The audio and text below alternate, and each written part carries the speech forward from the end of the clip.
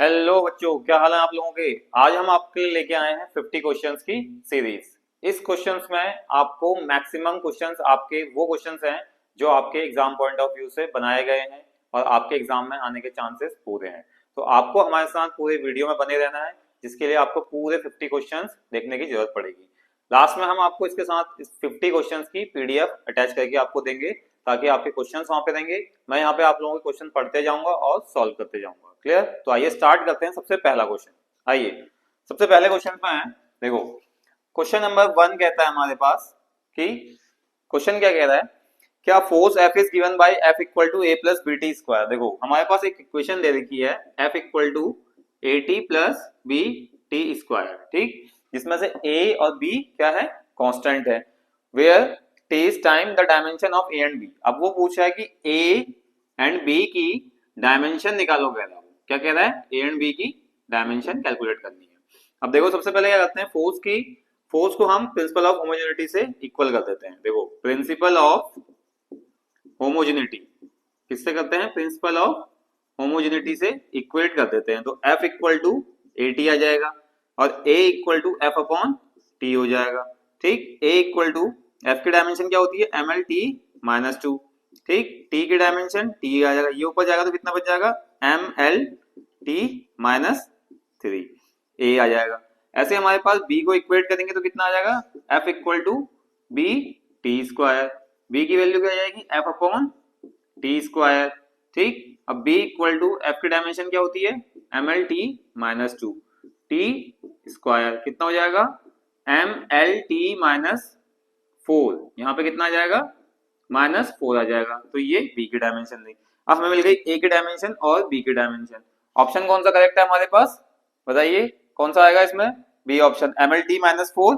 ठीक, ऑप्शन कौन सा है, M L T minus three और M L T minus four, A option. ठीक है, A option is the correct answer.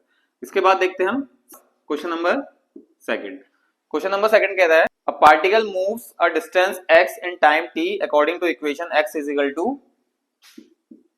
t plus 5 की पावर माइनस वन। ठीक है, x equal to T plus 5 की power minus one, acceleration of the particle is proportional to.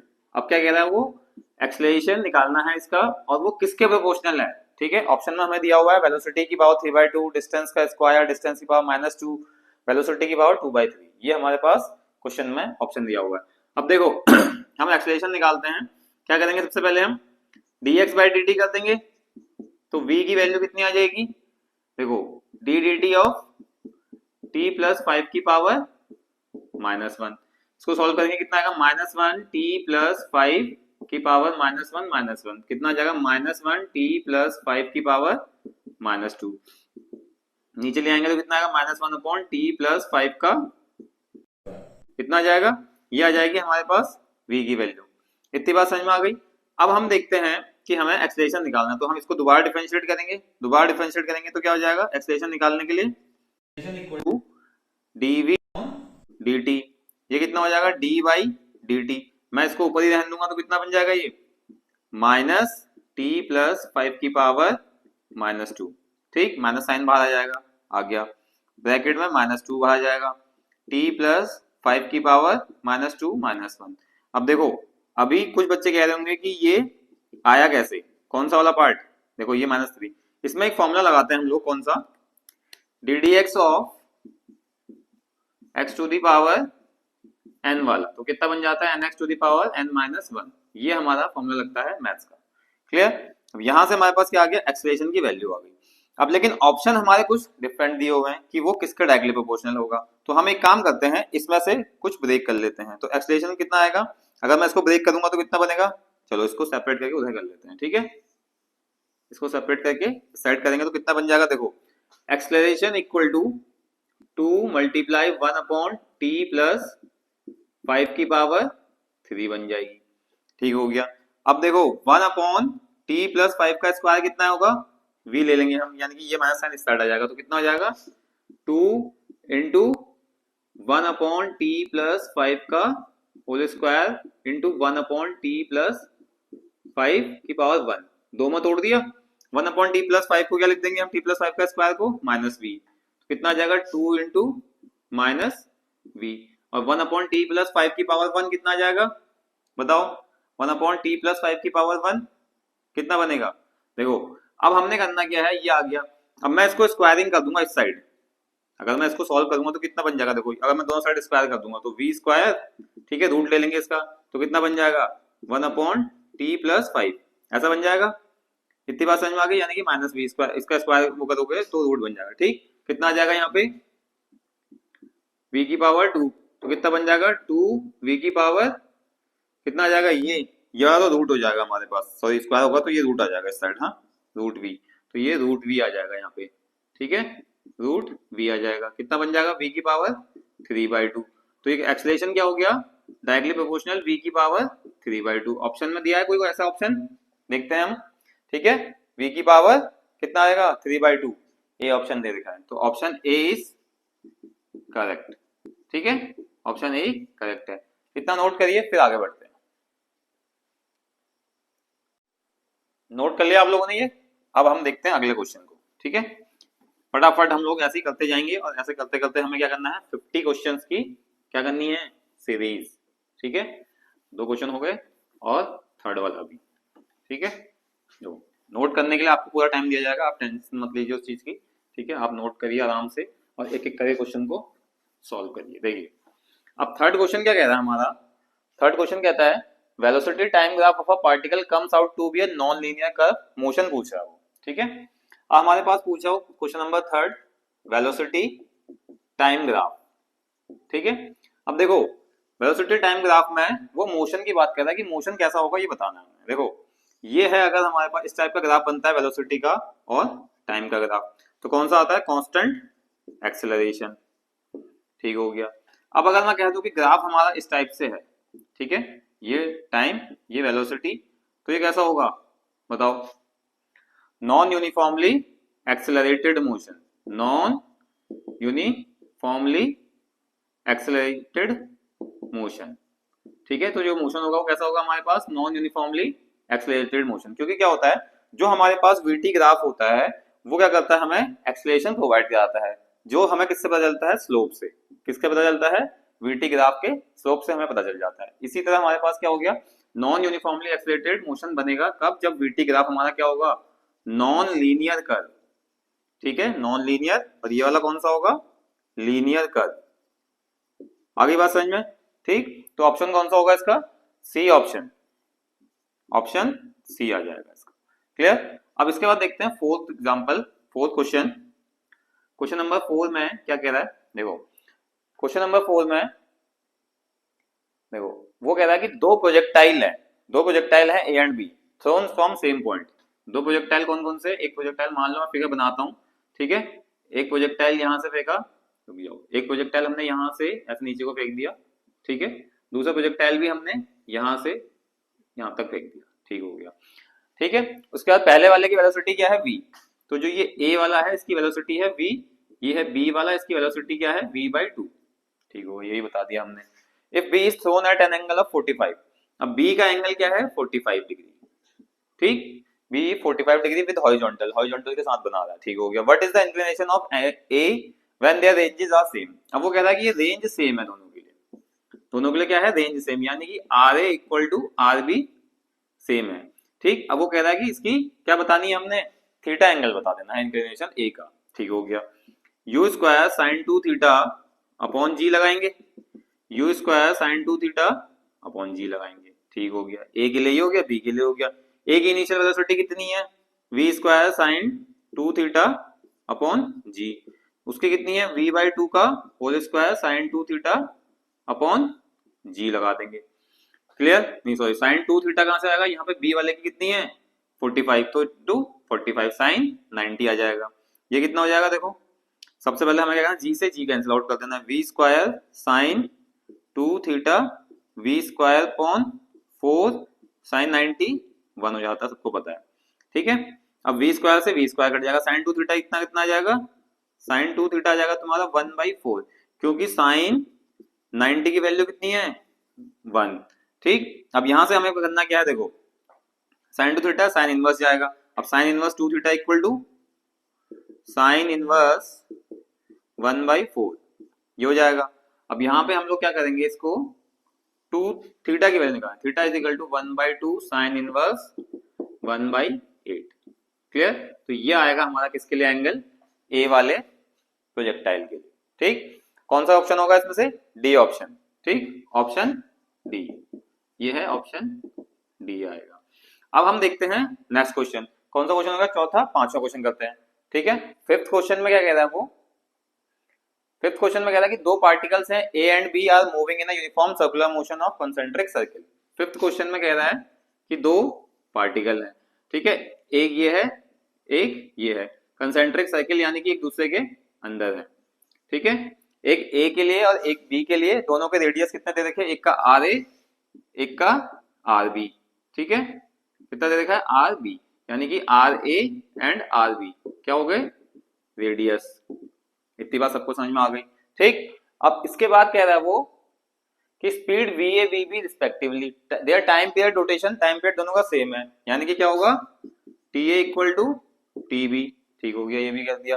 ठीक, ratio of the angular speed A to B, अब वो angular speed का ratio पूछ रहा है, W A upon W B का ratio पूछ रहा है। ठीक है, टाइम पीरियड देखो, speed is equal to distance upon time, तो time is equal to distance upon speed. Time का फॉर्मूला रखेंगे हम 2 pi R A upon speed कितनी होगी, V A, 2 pi R B upon V B. Cancel out करो, कितना बन जाएगा, R A upon V A और R B upon V B, बन गया इतना। इतनी बात समझ में आ गई। अब हमें करना क्या है, देखो अब हमें यहाँ पे सबसे पहले हमारे पास फॉर्मूला था v equal to omega R. ठीक, omega equal to v by R, ये लगाना है। अब ओमेगा की वैल्यू कैसे पता चलेगी, omega A V A upon R A. देखो V A upon R A equal to V B upon R B, तो ये क्या हो जाएगा हमारा, omega A equal to omega B. अब omega A upon omega B equal to 1/1, तो ratio कौन सा आ जाएगा, 1:1। कौन सा ऑप्शन सही है बताओ, ऑप्शन नंबर ए। ठीक है, ऑप्शन कौन सा सही होगा, option A is correct, option A is correct. इतना समझ में आ गया, कोई डाउट होगा तो आप कमेंट करेंगे। क्लियर, इसको नोट करिए फिर आगे बढ़ते हैं। नोट कर लिया आप लोगों ने, देखो अब हमारे पास क्या है, फिफ्थ क्वेश्चन हो गया। अब हम बढ़ते हैं इसी बात आगे को, कौन सा, सिक्स्थ क्वेश्चन की तरफ को। ठीक है, अब देखो ध्यान से एक बार में नोट करना, अभी मैं थोड़ा सा रब करके इसको थोड़ा सा सॉल्व करते हैं फिर आगे बढ़ते हैं। ठीक है, क्वेश्चन नंबर कौन सा है, सिक्स्थ। ठीक, सिक्स्थ क्वेश्चन में क्या कह रहा है, gun applies a force F on a bullet which is given by F equal to, कितना दे देखा, F equal to 100 minus 0.5 into 10 to the power 5 T. ठीक है, ये हमारे पास क्या दिया है, न्यूटन। ठीक हो गया, उसके बाद bullet emerges out with the speed of v equal to 400 metre per second दे देखिए, then find out the impulse exerted till force on a bullet become 0। तो हमें क्या निकालना है, इंपल्स निकालना है। क्या निकालना है, इंपल्स निकालना है। कब, जब हमारे पास फोर्स 0 हो, तब निकालना, कब, फोर्स जब 0 हो। अब फोर्स जब 0 होगा तो इसको इक्वेट करते हैं, कितना आएगा, 100 minus 0.5 into 10 to the power 5 T equal to 0। इसको इधर ले जाएंगे, कितना आएगा, 100 equal to 0.5 into 10 to the power 5 T. Decimal हटाएंगे 10 करेंगे, 5 1 जा 5, 5 2 जा 10। ठीक है, अब कितना हो गया सॉल्व। अब इसको 10 की पावर 5 से इसको काटेंगे तो कितना बचेगा, यहाँ 3, ये कितना आ जाएगा, ये 2, द क्रॉस मल्टीप्लाई कर दो और 10 की पावर 3 नीचे लिख दो, ये t की वैल्यू। अब t इक्वल टू कितना आ जाएगा, 2 into 10 to the power -3 second. ठीक है, ये आ गया हमारे पास क्या, टाइम आ गया। अब हम निकालेंगे इसमें क्या, impulse, i equal to integration F D T, in time कितने से, 0 से लेके 2 इंटू 10 टू द पावर -3। ठीक, अब इसको हम सॉल्व करेंगे, चलो सॉल्व करते हैं। अब सॉल्व करने के लिए सबसे पहले हमें क्या करना पड़ेगा, इंटीग्रेशन करना पड़ेगा। ठीक है, देखो मेहनत आपको करनी है, हम आपके मेहनत में साथ दे सकते हैं। ठीक है, हम आपको छोड़ेंगे नहीं, पूरा क्वेश्चन करा के छोड़ेंगे। ठीक, एफ कितना है, 100 minus 0.5 into 10 to the power 5 T D T, limit कितनी आ जाएगी, 0 से लेके 2 into 10 to the power -3 D T आ गया। ठीक हो गया, अब इसको सॉल्व करेंगे। देखो 100 का इंटीग्रेशन कितना होगा, 100 टी माइनस 0.5 इंटू 10⁵ बाहर ले लेंगे t²/2। ये आ जाएगा आपका इंटीग्रेशन 0 से 2 इंटू 10⁻³ ठीक। अब इसमें कॉन्सेप्ट क्या लगा देखो मैं बताता हूँ आपको। अब जब भी हम क्या करेंगे इंटीग्रेशन करते हैं 1t का वन कांस्टेंट का करेंगे 1 dt कांस्टेंट का करेंगे तो कितना आएगा 1 इंटू टी ठीक। जब भी हम क्या करते हैं कांस्टेंट के साथ कोई वेरिएबल होता है तो उसके साथ पावर क्या कर देते हैं, ऐसे मान लो इसमें क्या था 2t रखा है तो 2 बाहर ले लेंगे t की पावर 1 तो t की 1+1/2 ऐसे कर लेंगे ठीक है। ये क्या है आपका, ये आपके इंटीग्रेशन के मेथड्स हैं। तो ये आपके क्या है न्यूमेरिकल मेथड। अब इसमें वैल्यू रख देंगे upper limit minus lower limit 0 है तो ये भी 0 हो जाएगा, ये भी 0 होगा, तो रखने की जरूरत नहीं है, हम लोग इजीली वैसे ही सॉल्व कर सकते हैं ठीक है। अब इसके बाद क्या है आपको वैल्यू रखी कितनी आई 100 into 2 into 10⁻³ minus 0.5 into 5 2 into 10⁻³ का होल स्क्वायर अपॉन 2 ठीक है। ये रख दी वैल्यू। अब कितना आएगा इसमें से बताओ 100 देखो 200 इंटू 10⁻³ ये कितना हो जाएगा माइनस 5.5 डेसिमल हटाएंगे यहाँ से अपॉन 10 कर देंगे मल्टीप्लाई 10⁵ इंटू 4 इंटू 10⁻⁶ अपॉन इसके क्या आ जाएगा 2 रहेगा ठीक है। 5 1 जा 5 5 2 जा 10 ठीक है 1/4 आ जाएगा कितना आ जाएगा 0.25 200 ठीक है। कितना आ जाएगा 10⁻³ माइनस 0.25 देखो 0.25 इंटू 4 ये कितना हो जाएगा 4 इंटू 10⁻⁶ क्लियर। अब यहां से हमारे पास क्या है इसको हम कितना कर देंगे देखो 200 इंटू ये आएगा आपका -1 ठीक है। अब यहां से डेसिमल हटाओ कितना आ जाएगा 100 नीचे 10⁻³ तो 10⁻³ माइनस 25 इंटू 4 100 इंटू 10⁻³ इससे क्या होगा आपको कॉमन आ जाएगा 10⁻³ कॉमन ले लिया और 200 माइनस 100 कर दिया ठीक है। तो 100 इंटू 10⁻³ ठीक ये नीचे चले जाएगा तो कितना आ जाएगा 1/10 आ जाएगा, इसको 0.1 न्यूटन सेकंड कर देंगे, ये आएगा आपका इम्पल्स ठीक है। कितना आ जाएगा 1/10 करके आंसर कितना आएगा 1.1 न्यूटन सेकंड ठीक। 0.1 न्यूटन सेकंड यानी कि सी ऑप्शन आ रहा है क्लियर। ऑप्शन नंबर क्या है हमारे पास सी ठीक है। ऑप्शन नंबर क्या है सी आएगा ठीक। अब देखते हैं अगला क्वेश्चन। अब अगले क्वेश्चन के लिए हम लोग क्या करते हैं देखो अगला क्वेश्चन करने के लिए सबसे पहले क्वेश्चन क्या है वेट अ मिनट ठीक है। नेक्स्ट क्वेश्चन है हमारे पास A mass M is hung with a light inextensible string as shown in figure. Find the tension of the horizontal string. ठीक है सबसे पहले हम इसका फिगर बना देते हैं। देखो हमारे पास कौन सा क्वेश्चन छठा क्वेश्चन नंबर 7। अब एक इस तरह से स्प्रिंग हमारे पास क्या है हैंग हो रखी है ठीक है, ऊपर से भी उसे क्या किया है हैंग किया गया है ठीक है। ये है इस पे कुछ मास लटका नीचे के लिए ठीक है, नीचे को क्या आएगा mg कैपिटल M इंटू जी। देखो अब ये हमारे पास क्या दे रखी है टेंशन ठीक है, ये टेंशन रहेगी। यहाँ पे इसने क्या फिगर में दे रखा है कि ये 30 डिग्री है तो जब ये 30 है ये 90 हो जाएगा तो ये कितना हो जाएगा 60 कितना हो जाएगा बताओ 180 का डबल ट्रायंगल हो गया 30 और ये 60। अब ये देखो अब यहाँ पे क्या है T1 ये कितना है ठीक। अब ये कितना बन जाएगा T1 sin 60 और ये T1 cos 60 क्योंकि एंगल इसके साथ जुड़ा हुआ है क्लियर। अब वो कह रहा है कि दोनों की इक्वेशन बनाओ, इसकी इक्वेशन बनाते तो क्या बनेगा T1 cos 60 equal to mg पहले इक्वेशन आ जाएगी या हम इसको सॉल्व कर देते हैं चलो ठीक है।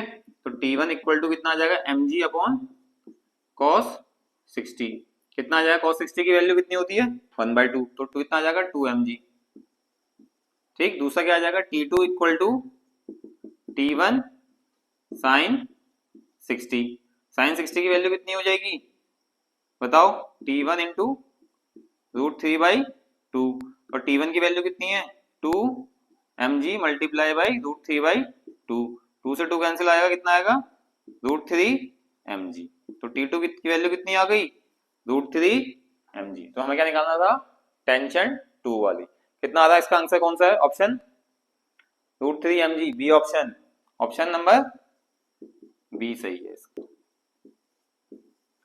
क्लियर? इतना समझ में आया? इन दोनों न्यूमेरिकल्स में कोई डाउट है? क्लियर? ये समझ में आ गया? अब हम करेंगे 8th वाला, तब तक आप इसको नोट करिए। नोट कर लिया आप लोगों ने? ठीक है, 7 क्वेश्चन हो गया। अब हम 8th क्वेश्चन की तरफ बढ़ते हैं। ठीक, अब यहाँ से हम कौन सा क्वेश्चन करेंगे? 8th वाला क्वेश्चन करेंगे। देखो, आपने क्वेश्चन वहां अटेम्प्ट करना है बहुत आराम से, बहुत तसल्ली से क्वेश्चन अटेम्प्ट करना है, कोई जल्दबाजी नहीं करनी है क्वेश्चंस में, क्योंकि फिजिक्स के न्यूमेरिकल्स में काफी बार बच्चा बहुत मिस्टेक करता है। तो उन क्वेश्चंस को आपको बहुत इजी तरीके से करना है।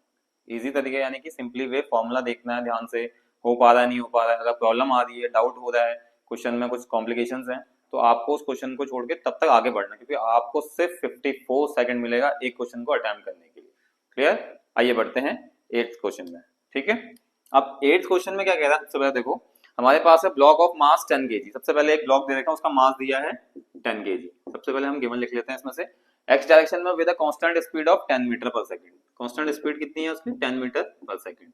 ठीक, subjected to a retarding force. Retarding force दिया है उसमें कितना? F = 0.1x। ठीक है, during its travel from x22, उसका डिस्टेंस ट्रेवल कितना है? x = 20 to 30, यानी कि 20 मीटर से 30 मीटर तक वो जा रहा है। ठीक हो गया।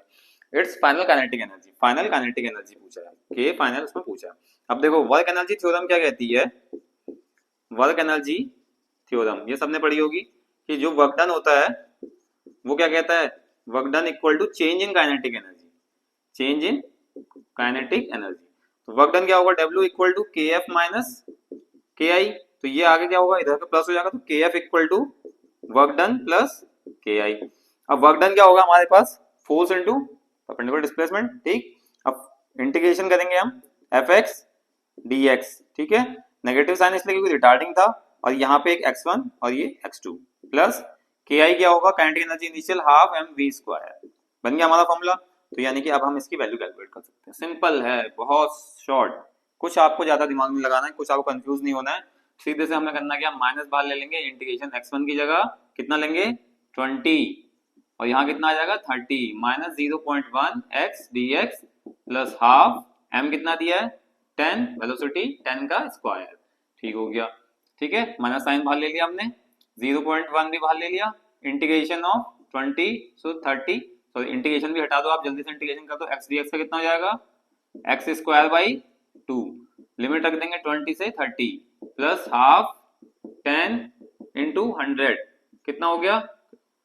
500 हो जाएगा। ये यहाँ आ जाएगा -0.1, ये कितना हो जाएगा? 30 का स्क्वायर अपॉन 2 माइनस 20 का स्क्वायर अपॉन 2 प्लस कितना हो जाएगा? 500। ठीक है, इसको मैं इरेज कर देता हूँ आप लोगों के लिए। ठीक है, देखो कंफ्यूज नहीं होगे फिर आप इसके बाद में, क्योंकि फिर क्या होगा, एक साथ कहीं दोनों क्वेश्चन मिक्सअप हो गए तो वो भी दिक्कत है। 0.1, 30 का स्क्वायर कितना हो गया? 900 अपॉन 2 माइनस 400 अपॉन 2 प्लस 500। ठीक, ये कितना आ जाएगा? -0.1 मल्टीप्लाई कितना है? 500 अपॉन 2 इंटू कितना हो जाएगा बताओ? 250 आ जाएगा प्लस 500, इतना सॉल्व तो कर ही लोगे। ठीक है, 10 आ गया, 10 से 0 कट गया, -25 प्लस 500 इक्वल टू 475 जूल आ जाएगा। क्या आ जाएगा? 475 काइनेटिक एनर्जी फाइनल जूल आ जाएगा। कौन सा ऑप्शन होगा? A option. Option A is the correct answer.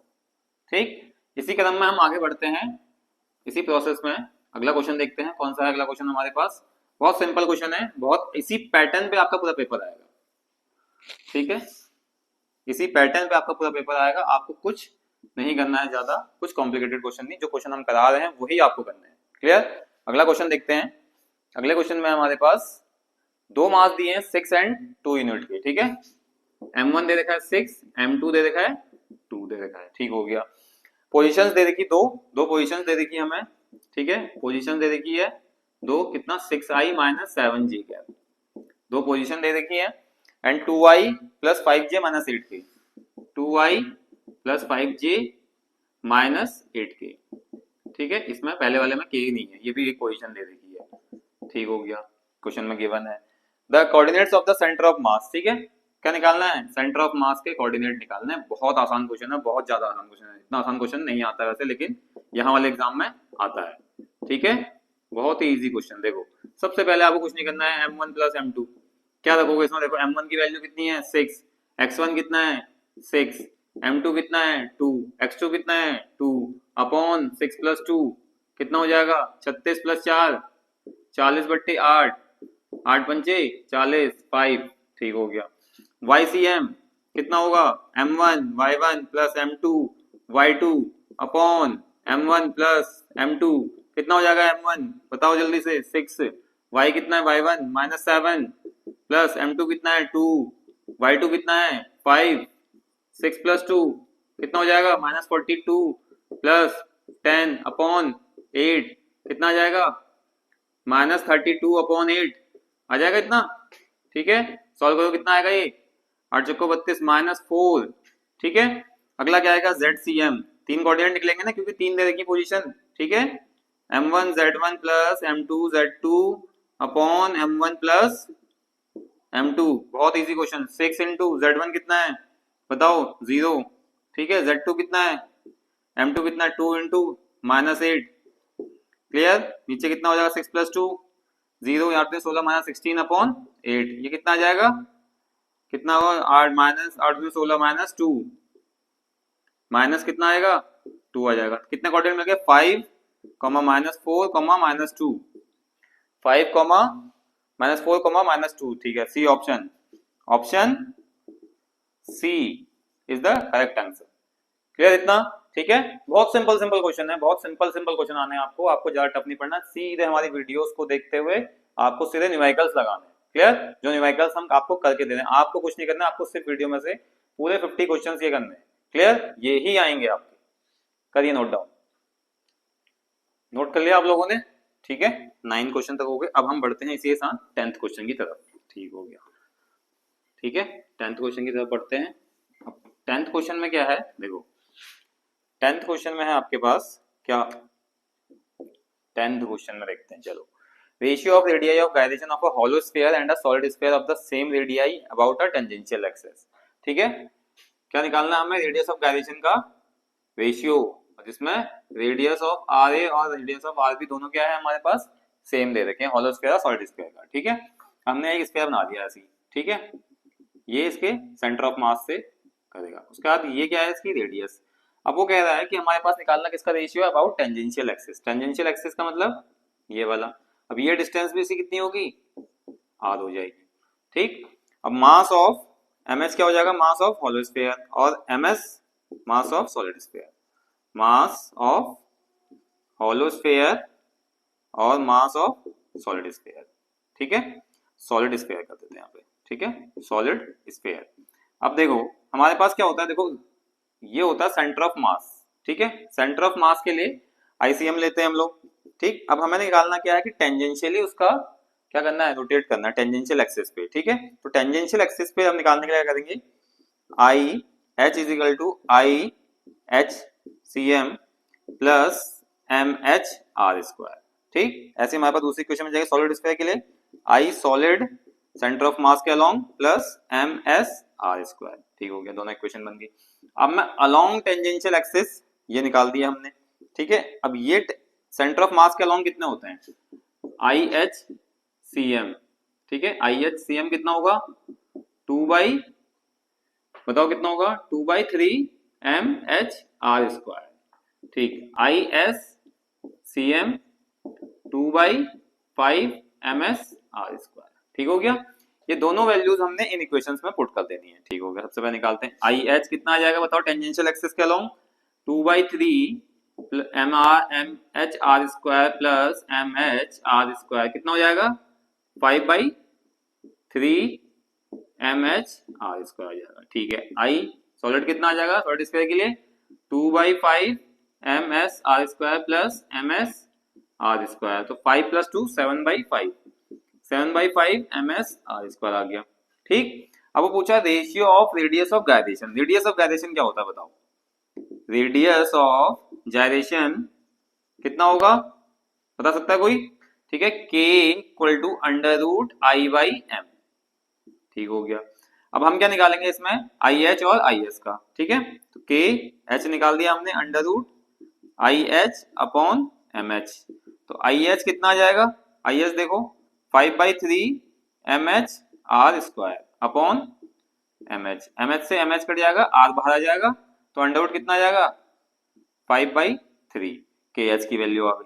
ठीक है, अब हम इसको इरेज कर देते हैं, इसको इरेज करेंगे, देन तब हम क्या करेंगे अगला पार्ट। ठीक है, फिर हम निकालेंगे इसका अगला पार्ट कौन सा, सॉलिड स्फीयर का टेंजेंशियल एक्सिस के अलाउंग।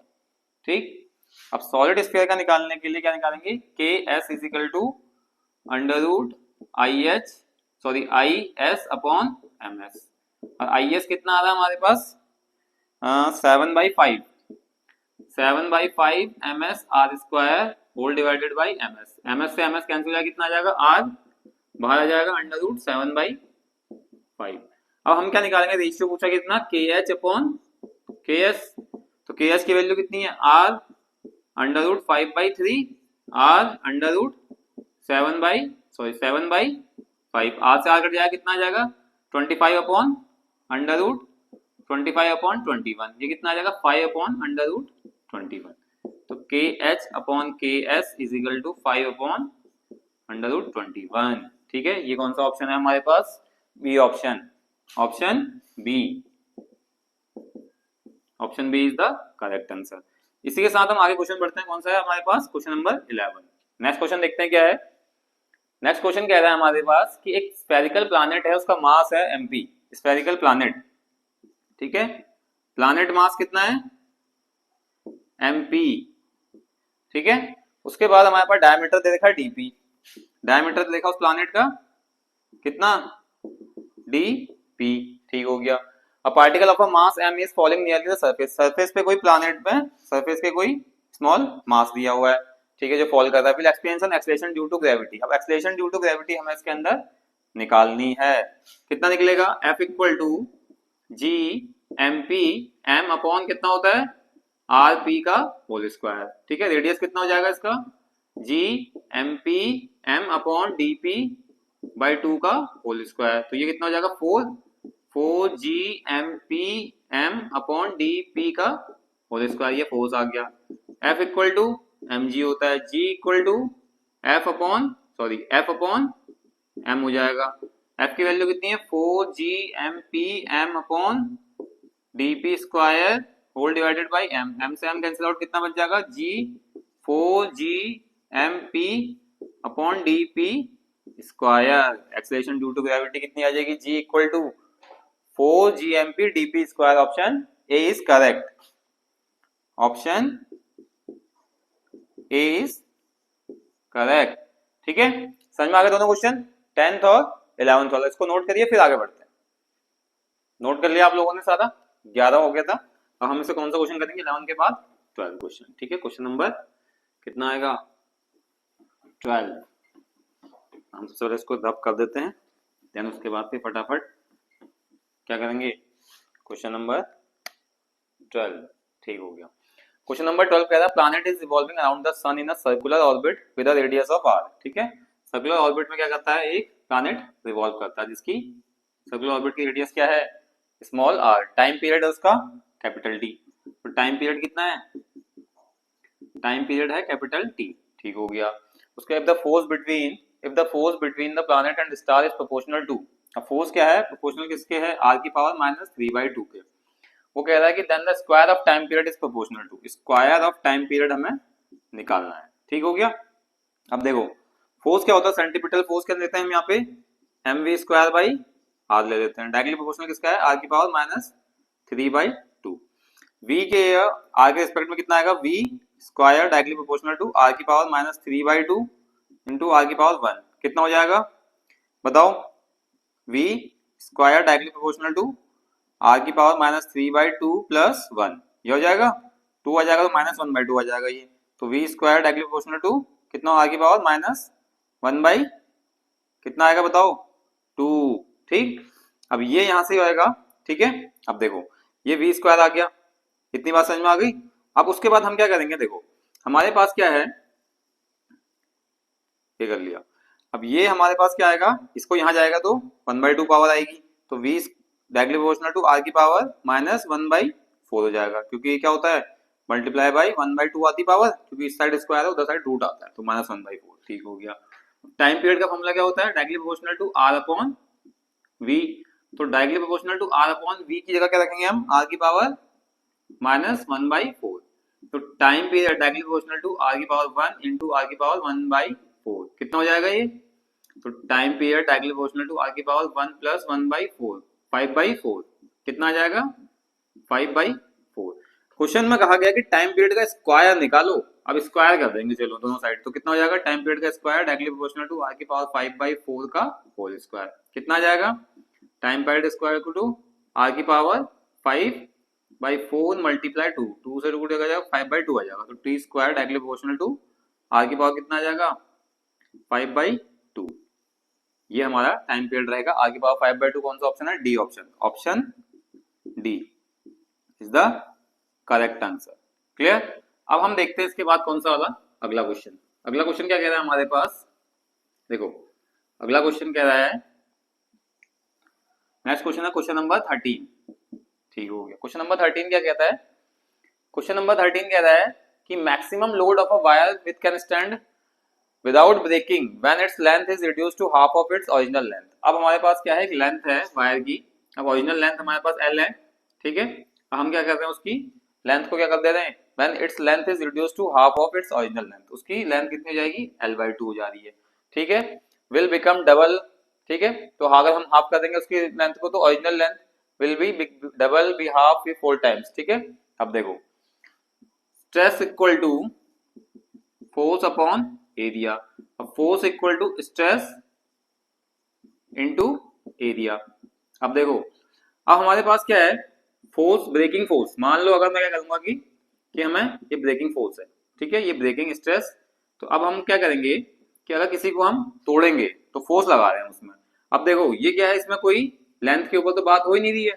जब लेंथ के ऊपर बात नहीं हो रही तो इसका मतलब क्या रहेगा, इट वुड बी सेम। तो ऑप्शन कौन सा रहेगा, डी, ऑप्शन डी क्या रहेगा, same.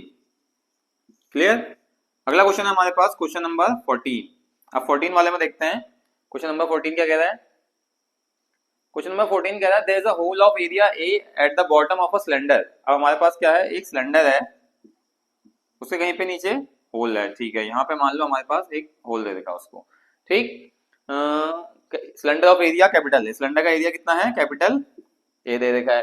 Water is filled up to a height h and water flows in out in time t। एक हाइट तक h तक, उसकी हाइट तक क्या है, वाटर फ्लो हो रखा है, ठीक है। टाइम t सेकंड में वो बाहर आ रहा है। If water is filled to height 4h, अगर उसकी हाइट कितनी 4h कर देंगे तो कितना रहेगा, to it will flow out in time how much time, यानी कि टाइम पूछ रहा हूँ। ठीक हो गया, आओ इसे निकालते हैं। देखो एम्प्टी टैंक का मैंने आपको क्या कराया था, एक फॉर्मूला कराया था। देखो एम्प्टी टैंक का फॉर्मूला क्या है हमारे पास, T equal to A upon A under root 2H by G। तो T क्या है, directly proportional to under root H। तो T1 equal to directly proportional to under root H1, T2 equal to directly proportional to H2 हो गया। अब T2 by T1 कर देंगे तो क्या हो जाएगा, T2 बाई T1 तो under root H2 upon H1। Second height कितनी दे रखी उसने 4H, अंडर रूट 4H। पहली हाइट कितनी थी उसकी H थी, H से H कैंसिल, रूट 4 कितना आ जाएगा T2 upon T1 equal to 2 आ जाएगा। T1 को क्या लिया था पहले वाले के लिए, टाइम केस के लिए टाइम T, तो T2 इक्वल टू 2T1 और T2 इक्वल टू 2T। ये आपका सेकंड टाइम क्या होगा, फर्स्ट टाइम के जस्ट डबल आएगा। क्लियर। तो 2T यानी कि ऑप्शन कौन सा है, B, option B is correct, option B correct. ठीक है, समझ में आ गया। अब इसको नोट करिए फिर आगे बढ़ते हैं। नोट कर लिया आप लोगों ने, ठीक है। 14 तक हो गए, अब हम 15 क्वेश्चन पे बढ़ते हैं इसी के आगे, ठीक है। 15th क्वेश्चन में देखो 15th वाले में क्या क्या है अब वो देखते हैं। अब 15th वाले क्वेश्चन में क्या कह रहा है हमारे पास, देखो सबसे पहले क्वेश्चन कहता है the angle of a contact between pure water and pure glass is. Pure water और प्योर ग्लास, इन दोनों के बीच में एंगल ऑफ कांटेक्ट बताना है, ठीक है। सबसे पहले क्या होता है हमारे पास, जो एंगल ऑफ कांटेक्ट होता है वो किसी भी लिक्विड के, जैसे मान लो फॉर एग्जांपल मैं लिक्विड यहाँ तक भर दिया तो उसके सरफेस पे क्या होगा, ठीक है, लिक्विड फिल कर दिया, कोई सा भी लिक्विड है इसके अंदर, ठीक है, और किसी का भी ये ग्लास है, सिल्वर मेटल किसी का, तो ये एंगल ऑफ कांटेक्ट क्या होता है, लिक्विड के टेंजेंट जो लाइन ड्रॉ करते हैं इसमें हम इसे बोलते हैं थीटा, एंगल ऑफ कांटेक्ट। पहली बात तो ठीक है। अब क्या होता है जो हमारे पास क्या बनेगा, एक प्योर ग्लास लेते हैं हम, ठीक है, प्योर ग्लास लेते हैं, उसमें प्योर वाटर डालते हैं, तो प्योर ग्लास और प्योर वाटर का क्या होता है, इस टाइप से कर्व शेप बन के आता है, ठीक है, जिसका क्या होता है, ग्लास के साथ एंगल ऑफ कांटेक्ट पूरा इससे अलाइंड होके आता है, तो अलाइंड होके आएगा तो हम क्या लेते हैं उस केस में, angle of contact theta equal to 0 degree, ठीक है। अदरवाइज क्या होता है, एंगल ऑफ कांटेक्ट हर लिक्विड और हर मटेरियल के लिए हमारे पास अलग अलग आता है, ठीक। तो ऑप्शन कौन सा हो गया, ऑप्शन कौन सा इसमें, ऑप्शन ए, ठीक है, option A is the right answer, ठीक हो गया। अगला क्वेश्चन देखते हैं हम, क्वेश्चन नंबर 16, ठीक है, आगे बढ़ते हैं इसके साथ। क्वेश्चन नंबर 16 में कह रहा है rate of heat of flow through a cylindrical rod is H1, temperatures of ends of rod T1 T2। Cylindrical rod है हमारे पास एक इस प्रकार की, ठीक है, दो रॉड है, उसके एक जगह एक एंड पे T1 एक पे T2 है। उसके बाद if all the dimension of rod become double and temperature difference remains the same and rate of heat flows becomes H2, ठीक है। अब हीट फ्लो पहले वाले के लिए H1 थी, दूसरे वाले के लिए H2 है, जब हमने सारे पैरामीटर उसके कर दिए, डबल कर दिए, कुछ इसकी रेडियस होगी और कुछ इसकी लेंथ होगी, इतनी बात समझ में आ गई। अब हमारे पास क्या है, जो H है, H equal to heat equal to rate of flow upon time, कितना आ जाता है, के ए T1 minus T2 upon L, ठीक है। यहाँ पे हम निकाल देंगे, अगर H1 के लिए निकालेंगे तो कितना आ जाएगा, के A1 की जगह पाई R1 का स्क्वायर, ठीक है, R1 का स्क्वायर की R स्क्वायर अपॉन कितना हो जाएगा, L T1 माइनस T2 आ जाएगा। अब H2 के केस में क्या करेगा, वो क्या कह रहा है कि R2 कितना हो जाएगा, 2R और L कितना हो जाएगा, 2L, दोनों चीजें डबल कर देंगे, तो H2 कितना आ जाएगा हमारा, K पाई 2R का whole square upon 2L multiply T1 minus T2 आ जाएगा, ये कितना आ जाएगा, 4K पाई R स्क्वायर अपॉन 2L, तो 2 से 2 कट जाएगा, T1 माइनस T2 बच जाएगा। अब देखो 2K pi R square T1 minus T2 by L क्या है, H1, तो 2H1, तो H2 इक्वल टू कितना आ जाएगा, 2H1, इतनी बात समझ में आ गई। H2 इक्वल टू कितना हो गया हमारे पास, 2H1, ऑप्शन कौन सा है, option A is correct, option A is correct. अब इसके बाद देखते हैं हम कौन सा, क्वेश्चन नंबर 17, ठीक है, क्वेश्चन कौन सा देखेंगे, 17। अब देखते हैं क्वेश्चन नंबर 17 क्या कह रहा है हमारा, ठीक है, आइए चलिए नेक्स्ट क्वेश्चन में देखते हैं हम कि दो एंड्स है मेटल रॉड के maintained at a temperature 100 degree और 110 डिग्री, सेम वही है, मेटल रॉड है हमारे पास, क्वेश्चन में कुछ नहीं कह रहा है, एक साइड है 100 डिग्री सेंटीग्रेड, एक साइड है 110 डिग्री सेंटीग्रेड, ठीक हो गया, T1 और T2।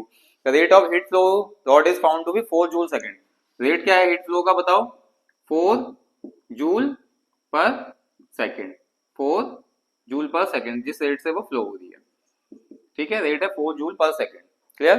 If the ends of a maintain at temperature 200 and 200 है, अगर हम उसके टेम्परेचर को बढ़ा के यहाँ पे 200 और इस वाले पे 210 कर देते हैं, ठीक, तो the rate of heat flow will be, अब वो कह रहा है कि अगर मैं इसको 200 कर दूं, इसको 210 कर दूं, तो रेट में कोई चेंज आएगा, कि रेट में क्या आएगा, कोई चेंज आएगा या नहीं आएगा, बताओ।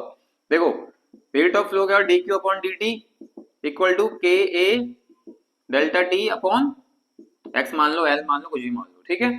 अब डेल्टा टी का फॉर्मूला क्या होता है, अगर डेल्टा टी पहले वाले के लिए निकालेंगे तो T1 कितना है, T2 माइनस T1, तो पहला कितना है 110 माइनस 100 कितना आ रहा है, 10 डिग्री सेंटीग्रेड। अब डेल्टा T2 निकालूंगा अगर मैं, तो T2 माइनस T1 कितना आएगा, 210 माइनस 200 कितना आएगा, 10 डिग्री सेंटीग्रेड। अरे भैया जब टेम्परेचर में कोई चेंज नहीं आ रहा है तो rate of heat of flow में कैसे चेंज आएगा, नहीं आएगा, तो जब सेम रहेगा हमारा रेट तो इसका मतलब कितना हो जाएगा उसका, 4 जूल पर सेकेंड। आया समझ में कॉन्सेप्ट, ठीक, ऑप्शन कौन सा होगा इसमें, ऑप्शन डी, ऑप्शन कौन सा रहेगा, ऑप्शन डी रहेगा। कितनी बात समझ में आई, क्योंकि डायरेक्टली प्रोपोर्शनल है, अगर टेम्परेचर में चेंज आता तो हमारे रेट में भी चेंज आता, अगर टेम्परेचर में चेंज नहीं है तो रेट में भी चेंज नहीं आएगा, क्लियर, नोट करिए इसको, फिर आगे बढ़ते हैं। नोट कर लिया आप लोगों ने 17, ठीक है। अब हम बढ़ते हैं इसी के साथ 18वें क्वेश्चन की तरफ, ठीक है, कंटिन्यूअसली क्वेश्चन चल रहे हैं, आप लोग हमारे साथ जुड़े रहिए, इससे आपको बहुत हेल्प मिलेगी और क्वेश्चंस का आना कंपलसरी है, ठीक है, ये क्वेश्चन आएंगे ही आएंगे आपके एग्जाम में इस पैटर्न पे पूरे, ठीक है, आपको कोई चेंज नहीं मिलेगा। देखो 17 हो गया। अब 18 वाले क्वेश्चन को देखते हैं। क्वेश्चन क्या कह रहा है हमारे पास, an ideal gas is compressed to half of its initial volume by means of several process. Several process करके हमारे पास क्या है, वॉल्यूम उसका आधा किया जा रहा है। Which of the process result in maximum work done. Maximum work done बताना है हमें, क्या बताना है, मैक्सिमम वर्क डन बता देना है उन प्रोसेस में कौन कौन से में क्या होते हैं। ऑप्शंस आपको दिए हुए हैं, एडियाबैटिक, आइसोबारिक, आइसोकोरिक और आइसोथर्मल। ठीक है, सबसे पहले वर्क डन देखते हैं। आइसोकोरिक का कितना होता है बताओ, आइसोकोरिक का वर्क डन 0। ठीक, अब मैं क्या करता हूँ, एक प्रेशर और वॉल्यूम के साथ एक ग्राफ बना देता हूँ। ठीक, अब यहाँ पे V1 ले लिया मैंने, यहाँ पे V2 ले लिया, क्योंकि V2 क्या है, V1 का आधा। ठीक, अब मैं क्या करता हूँ, यहाँ पे ग्राफ बनाते हैं। सबसे पहले हमारे पास क्या है, V1 से V2 की तरफ जाएंगे। ठीक है, V1 से V2 की तरफ जाएंगे तो कौन सा आएगा, आइसोथर्मल। ये कौन सा रहेगा, देखो अब हमारे पास क्या आएगा, ये आइसोबारिक 1 2 3, ये हो जाएगा 1, कौन सा हो जाएगा, आइसोबारिक। 2 हो जाएगा आइसोथर्मल। तीसरा हो जाएगा एडियाबैटिक। ठीक है, अब देखो आइसोबारिक वाले में, आइसोथर्मल वाले में क्या है, देखो स्लोप देखो किसका ज्यादा है, स्लोप सबसे ज्यादा किसका है, ग्रेटर देन एडियाबैटिक। एडियाबैटिक का ज्यादा है किससे, स्लोप ऑफ आइसोथर्मल। ठीक है, किसका, आइसोथर्मल का। तो देखो एरिया अंडर कर्व किसका ज्यादा होगा सबसे, एरिया अंडर कर्व बताओ, सबसे ज्यादा होगा एडियाबैटिक का, एडियाबैटिक का एरिया अंडर का, एडियाबैटिक का, फिर आइसोथर्मल का, फिर उसके बाद आइसोबारिक का। तो वर्क डन किसका सबसे ज्यादा होना चाहिए, मैक्सिमम वर्क डन बताओ, मैक्सिमम वर्क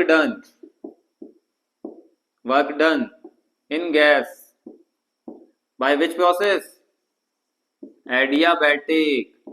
ठीक है, किससे होगा, एडियाबैटिक से। देखो 1 वाले में, 2 वाले में, 3 वाले में। ठीक है, ये क्लियर, इतना दिख रहा है, सबसे ज्यादा एडियाबैटिक में, फिर उसके आइसोथर्मल, फिर उसके आइसोबारिक। इतनी बात, आइसोकोरिक वाले में वर्क डन 0 होता है। ठीक हो गया, तो जिसका स्लोप सबसे ज्यादा होगा उसमें सबसे ज्यादा वर्क डन होगा। सबसे ज्यादा वर्क डन होने की वजह से उसमें मैक्सिमम वर्क डन क्या किया जाएगा, कंक्लूड किया जाएगा। इतनी बात समझ में आ गई। बढ़ते हैं नेक्स्ट क्वेश्चन की तरफ, क्वेश्चन नंबर 19। क्वेश्चन नंबर 19 क्या कह रहा है, देखो increase in temperature of a gas filled container would lead to. देखो अब एक कंटेनर है, उसके अंदर क्या करा, हमने गैस मॉलिक्यूल डाल दिए। ठीक है, गैस मॉलिक्यूल डाल दिए, ऑप्शन दे रहा है वो, ये ऑप्शन है increase in its kinetic energy, ठीक है, decrease in its pressure, decrease in intermolecular distance, increase in its mass. अब देखो अगर मैं इसका टेम्परेचर बढ़ाता हूँ, अगर मैं इस कंटेनर का टेम्परेचर को इंक्रीज करता हूँ तो क्या होगा, एनर्जी मिलेगी। एनर्जी मिलेगी तो एनर्जी मिलेगी, वेलोसिटी में चेंज आएगा, वेलोसिटी इंक्रीज करेगी, इसके मॉलिक्यूल्स को एनर्जी मिलती है, वेलोसिटी क्या करेगी, पार्टिकल्स क्या करेंगे इसके अंदर, मॉलिक्यूल वो इधर उधर भागने लगेंगे, वेलोसिटी इंक्रीज होगी। वेलोसिटी इंक्रीज होगी तो इसका मतलब क्या होगा, काइनेटिक एनर्जी इंक्रीज होगी बेटा, समझ में आ गया। तो वेलोसिटी इंक्रीज होगी तो काइनेटिक एनर्जी, तो ऑप्शन कौन सा है हमारे पास, A, increase in its kinetic energy. इससे पहले वाले का ऑप्शन नहीं लिखा हमने, एडियाबैटिक का ऑप्शन लिखाते हैं आपको। ठीक है, वेट अ मिनट, एडियाबैटिक का ऑप्शन भी लो, एक ए है, इसका ऑप्शन भी क्या है, ऑप्शन ए। ठीक है, ऑप्शन इसका ए रहेगा, इसका भी ए रहेगा। बढ़ते हैं इसी कदम की साइड, क्वेश्चन नंबर 20 में देखते हैं क्वेश्चन क्या कह रहा है हमारा, a particle is acted simultaneously by mutually perpendicular simple harmonic motion. SHM का क्वेश्चन आ गया भाई, क्या आ गया, एसएचएम का क्वेश्चन। कैसे करेंगे, देखो अब एसएचएम के क्वेश्चन में आपको क्या करना है, मैंने आपको पहले ही बताया था कि आपको क्वेश्चन को ध्यान से पढ़ना है, क्वेश्चन कह क्या रहा है, देन उसके बाद उसमें देखना है कि हाँ वो क्वेश्चन हमसे हो पाएगा नहीं हो पाएगा। क्योंकि कई बार क्या होता है, एसएचएम के क्वेश्चन थोड़ा सा कॉम्प्लिकेटेड तरीके से घुमा के आते हैं तो बच्चा उसमें कंफ्यूज हो जाता है, जिसकी वजह से क्वेश्चन गलत कर देता है। तो कॉन्सेप्ट बना के चलना है एक एक चीज। क्वेश्चन कह रहा है कि दो mutually perpendicular simple harmonic motion है, जिसमें क्वेश्चन में इक्वेशन दी है x equal to a cos omega T, और दूसरा क्या दे रखा है y equal to a sin omega T, y equal to a sin omega T. Clear, the trajectory of motion of the particle will be, ठीक है, trajectory पूछी है पार्टिकल के मोशन की, ठीक, कि कैसा उसका पाथ बनेगा, एलिप्स बनेगा, सर्किल बनेगा, हाइपरबोला बनेगा, पैराबोला बनेगा, ये सब पूछा गया है। ठीक है, दोनों इक्वेशंस को स्क्वायरिंग और एडिंग करते हैं हम। स्क्वायरिंग एंड एडिंग, ठीक है। क्या बन जाएगा स्क्वायरिंग एंड एडिंग करने के बाद, X square plus Y square equal to A square cos square omega T plus A square sine square omega T. अब X square plus Y square equal to A square plus cos square omega T plus sine square omega T, ठीक है। ये equation आपको पता चल रही है कि क्या होता है, 1 होता है। तो X square plus Y square equal to A square. इस इक्वेशन को देख के कुछ याद आ रहा है? कुछ तो याद आ रहा होगा, मैथ्स में हमने इस इक्वेशन को देख के कुछ पढ़ा था, बताओ। जिसमें ए क्या था हमारा, रेडियस। आ रहा समझ में? कुछ आ रहा है हल्का हल्का? देखो तो ये कैसी इक्वेशन बन रही है हमारी, इक्वेशन ऑफ सर्किल। याद आ रहा है? हम इक्वेशन ऑफ सर्किल निकालते थे, इसमें आर रेडियस दिया जाता था, एच कॉमा के पॉइंट दिए जाते थे, एक्स माइनस एच का whole square plus Y minus K का whole square equal to R square. तो हमने एच और के अगर हमारे 0 0 होते तो हम क्या करते थे, X square plus Y square equal to R square लिखते थे। यहाँ पे हमारा रेडियस ए दिया है, तो ये कौन सा होगा, equation of circle. Option C is the correct answer. Option C is the correct answer. कितना समझ में आ गया? नोट करिए, फिर आगे बढ़ते हैं। इसके बाद नोट कर लिया आप लोगों ने? कितना क्वेश्चन हो गया, 19, ठीक है, 19 तक हो गया। अब हम क्या 20 भी हो गया, लो 21 करेंगे। अब इसके बाद कौन सा करेंगे, 21, ठीक है।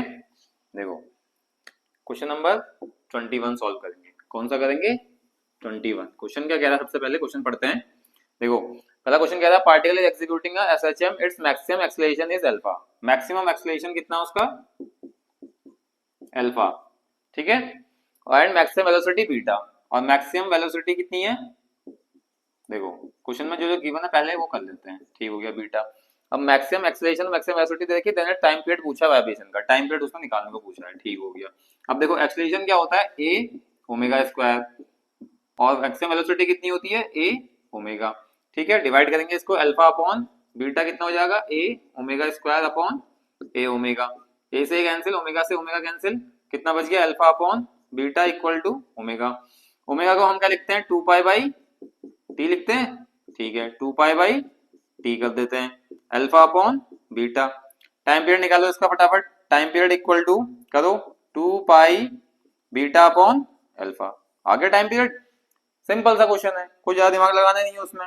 ऑप्शन कौन सा करेक्ट है इसमें, option D, option D, option D is the correct answer, ठीक हो गया। 21। क्वेश्चन नंबर 22 की तरफ बढ़ते हैं हम लोग इसी तरह, ठीक। क्वेश्चन नंबर 22 क्या कह रहा है, देखो क्वेश्चन नंबर 22 कह रहा है, क्या कह रहा है, पढ़ेंगे तभी तो कहेगा, ठीक है। क्वेश्चन नंबर 22 कह रहा है, sound velocity is maximum in, sound velocity सबसे ज्यादा कितना होती है, मैक्सिमम वेलोसिटी ऑफ साउंड, ठीक है, ऑफ साउंड किसमें कह रहा है, सबसे पहले देखो, तो सबसे पहले ऑप्शन दे रखा है S2 में, ठीक। सबसे पहले हमारा वेलोसिटी का फॉर्मूला क्या होता है, v equal to under root gamma R T by M. तो v क्या है, inversely proportional to root M. S2 क्या होगा, 2 इंटू 1। ये m क्या है, मोलर मास, क्या है बताओ, मोलर मास। मैंने कराया था ये क्वेश्चन, ठीक है, ये सॉरी ये टॉपिक कराया था आपको, वेलोसिटी हर किसी के अलग अलग, ठीक। उसके बाद दूसरा ऑप्शन क्या दे रखा है, n2, कितना हो जाएगा बताओ, 14 इंटू 2 28। उसके बाद क्या दे रखा है, HE, HE का कितना होगा, 4 इंटू 1 4। O2 का कितना हो गया, 16 इंटू 2 32। सबसे कम जिसका मोलर मास होगा उसकी वेलोसिटी सबसे ज्यादा मैक्सिमम होगी। V मैक्स किसकी होगी, हाइड्रोजन की, क्योंकि क्या होगा, मोलर मास इसका कम होगा, वेलोसिटी उसकी ज्यादा होगी, क्योंकि इनवर्सली प्रोपोर्शनल है। क्लियर। अगला क्वेश्चन देखते हैं इसी सीरीज में। नेक्स्ट क्वेश्चन है हमारे पास कि length of a string of a musical instrument, कि अगर हमारे पास क्या दे रखी है, लेंथ दे रखी है string of a musical instrument is 90 centimetre. सबसे पहले question number 23, length L1 equal to 90 centimetre, ठीक है, and has a fundamental frequency 120 hertz, F1 120 hertz, ठीक। उसके बाद क्या दे रखा है, where should it be the pressed to produce fundamental frequency of 180 hertz. F2 कितनी दे रखी है, 180 हर्ट्ज दे रखी है, लेंथ निकालनी है, ठीक है। मैंने एक बताया था आपको formula 1 upon L inversely proportional होगा, तो F1 inversely proportional to 1 by L1, F2 inversely proportional to 1 by L2। तो F1 अपॉन F2 कितना हो जाएगा, L2 बाई L1, तो L2 निकालो कितना आएगा F1 L1 अपॉन F2, यही आएगा। F1 की वैल्यू कितनी है 120 और L1 कितना है 90 और F2 कितना आ गया 180। देखो 0 से 0 काटेंगे, ठीक या ठीक है। उसके बाद क्या बचेगा 18 पंचे 90, 12 5 जा 60 सेंटीमीटर, कितना आ जाएगा 60 centimetre. Option B correct. Option कौन सा है, B is the correct answer. इसका ऑप्शन नहीं बताया था आपको, इसका ऑप्शन नहीं बताया हाइड्रोजन वाले का। देखते हैं इसमें कितना कौन सा ऑप्शन है इसका, हाइड्रोजन का ए ऑप्शन। तो इसका ऑप्शन लिख लो आप, ऑप्शन ए, ठीक है। ये ऑप्शन बी हो गया। क्लियर हो गया, 23 हो गया। इसको नोट करिए, फिर आगे बढ़ते हैं। नोट कर लिया आप लोगों ने, ठीक है। 23 क्वेश्चन तक हमने कर लिए हैं, अब 24 देन 25 करते हैं। चलिए आगे बढ़ते हैं इसके साथ ही। अब देखिए हमारे पास कौन सा क्वेश्चन है, 24 क्वेश्चन। क्वेश्चन नंबर 24 डालो सब लोग। मैं क्वेश्चन आपको डिक्टेट करते जाऊंगा और आप यहाँ से सॉल्व करते जाना, ठीक है। क्वेश्चन नंबर 24 में क्या कह रहा है, देखो क्वेश्चन नंबर 24 में कह रहा है electron moving with speed of 5 × 10 to the power -6 + 6 metre per second, v = 5 × 10 to the power 6 metre per second is shooted parallel to the electric field intensity E = 1 × 10 to the power 3 Newton पर coulomb दे रखा हुआ है। Field is responsible for the retardation of motion of electron. Now evaluate the distance travelled. Distance निकाल देनी है हमने, ठीक है, कितनी डिस्टेंस उसने ट्रैवल करी है by the electron before coming to rest for an instant, ठीक है। और रेस्ट पे आने से पहले पहले क्या करना है, उसकी डिस्टेंस निकाल दी। मास ऑफ इलेक्ट्रॉन दे रखा आपको, मास ऑफ इलेक्ट्रॉन कितना है 9 × 10 to the power -31 kg दे रखा है, ठीक। और चार्ज आपको बताइए है E की value 1.6 × 10 to the power -19 coulomb. देखो इलेक्ट्रिक फील्ड में क्या है आपका, एक इलेक्ट्रॉन मूव कर रहा है, ठीक है। रिटार्डिंग फोर्स लग रहा है तो अपोजिशन वाला, ठीक। अब हमें क्या करना है, QE = M क्या करेंगे, A करेंगे, ठीक है। अब M A करने के बाद हमारे पास देखो एक्सेलरेशन निकालेंगे तो कितना आएगा QE/M। तो ये क्या हो गया, मास ऑफ इलेक्ट्रॉन। अब Q की वैल्यू कितनी दे रखी है हमें, Q दिया हुआ है, बताओ Q हमारे पास नहीं है, ठीक है। Q की वैल्यू हम कितना रख देंगे, इलेक्ट्रॉन, क्योंकि इलेक्ट्रॉन की बात कर रहे हैं, 1.6 × 10 to the power -19 coulomb. E कितना दिया, 1 × 10 to the power 3। Mass of electron 9 × 10 to the power -31। आओ इसको सॉल्व करते हैं। सॉल्व करके कितना आएगा ये, देखो इसको ऊपर लेके कितना आ गया, ये आ जाएगा 1.6/9 ऐसे रहने देंगे, ठीक है। 10 की पावर -19 में से 13 गया, कितना हो गया 10 की पावर -16, ठीक। ये ऊपर चले जाएगा इंटू 10 की पावर 31। अब कितना आ जाएगा 1.6/9 मल्टीप्लाई 31 में से 16 घटाओ, 11 में 6 गया 5, 2 में से गया 1, 15, यानी कि 10 की पावर +15, ठीक। इतना आ गया। ये क्या आ गया हमारे पास, एक्सेलरेशन, ठीक हो गया। अब हम देखते हैं third equation of motion, v² - u² = 2as, ठीक है। अब u क्या है हमारे पास 5 × 10 to the power 6 metre per second और v कितना है 0, क्योंकि रेस्ट की बात कर रहा है। v 0 हो जाएगा, कितना आ जाएगा हमारे पास बताओ, v² 0 का स्क्वायर कितना हो जाएगा बताओ 2, u की वैल्यू कितनी है 5 × 10 to the power 6 का स्क्वायर = 2as।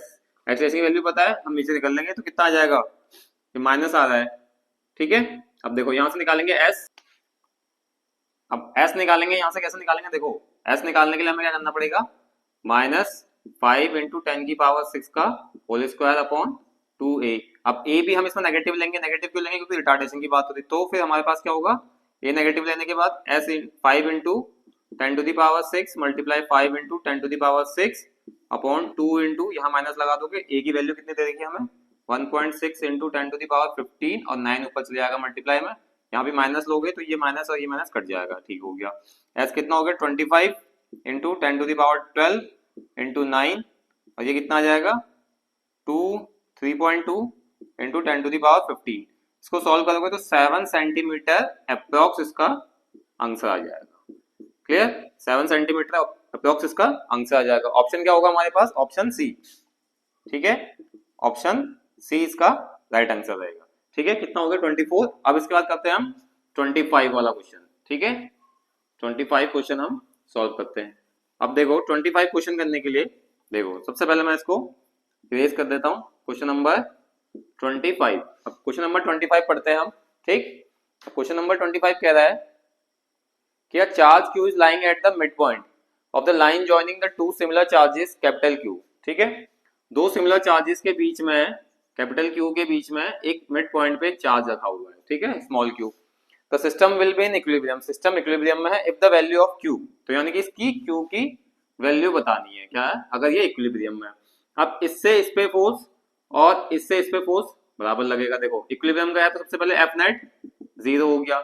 नेट 0 होने के लिए यानी कि कैपिटल Q और स्मॉल q क्या होंगे, अनलाइक होंगे, अनलाइक चार्जेस होंगे। ठीक, अब अनलाइक चार्जेस में हम क्या करेंगे, सबसे पहले इसमें देखो अब हमारे पास क्या मिल गया, एक q और एक माइनस q मिल गया, तो दोनों पे हम फोर्स लगाएंगे। देखो यहां से लेके यहां तक के डिस्टेंस स्मॉल r और यहां से यहां तक के डिस्टेंस स्मॉल r। ठीक है, अब देखो हमें करना क्या है, इससे इस पे फोर्स निकालना है और इससे इस पे फोर्स निकालना, दोनों को सम करके बराबर कर देना है। k capital Q small q upon r square plus k capital Q upon 2r का होल स्क्वायर इक्वल टू 0।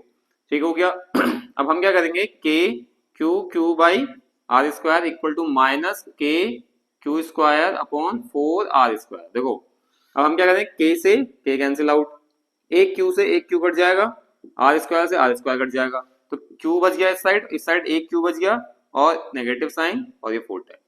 यानी कि जब स्मॉल q हमारा माइनस q अपॉन 4 होगा तो क्या होगा, हमारे पास इक्विलिब्रियम कंडीशन फॉलो अप करेगा, यानी कि एफ नेट इक्वल टू 0 आ जाएगा। ऑप्शन कौन सा है इसका, ऑप्शन डी। तो ऑप्शन कौन सा करेक्ट आएगा इसमें, option D is the correct answer. ठीक है, तो ये थे आपके पास 25 क्वेश्चंस।